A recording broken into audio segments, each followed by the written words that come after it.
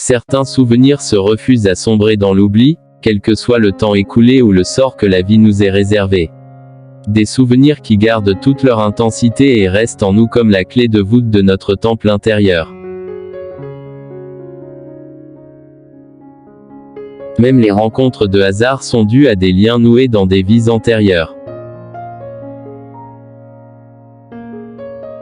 Les souvenirs, c'est quelque chose qui vous réchauffe de l'intérieur, et qui vous déchire violemment le cœur en même temps. Quelle que soit notre vérité, la tristesse d'avoir perdu quelqu'un qu'on aime est inconsolable. La vérité, la sincérité, la force, la douceur, rien ne peut calmer la douleur, et, en allant au bout de cette souffrance, on apprend quelque chose qui ne nous est d'aucune utilité pour la prochaine vague de tristesse qui nous surprendra. Les blessures émotionnelles représentent le prix à payer pour être soi-même. Là où il y a de l'espoir, forcément, il y a des épreuves. Simplement, les espoirs sont rares, pour la plupart abstraits, et les épreuves innombrables, et pour la plupart, tout à fait concrètes.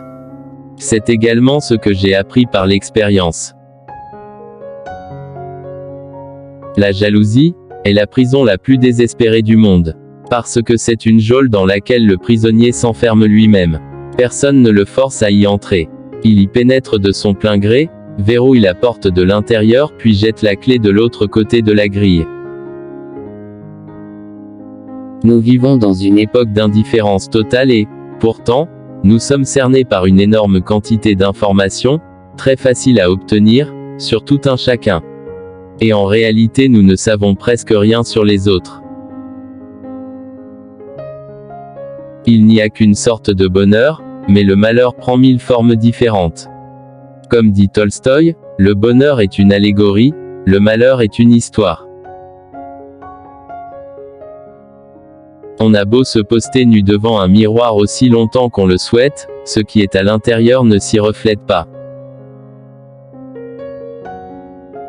Tu sais, Kafka, la plupart des gens dans le monde ne veulent pas vraiment être libres.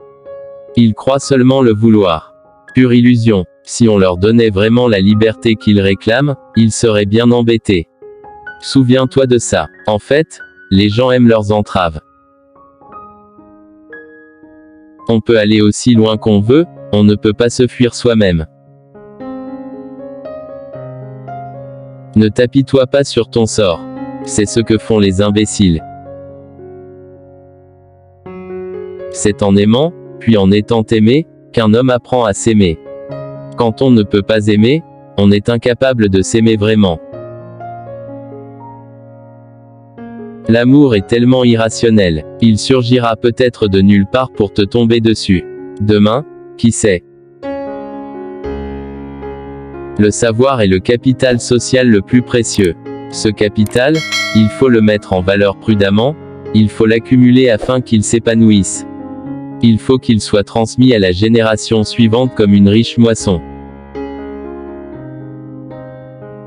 L'échange culturel est le chemin par lequel les âmes voyagent. Merci pour l'écoute. Si t'as aimé la vidéo, n'oublie pas de liker et à partager pour le référencement.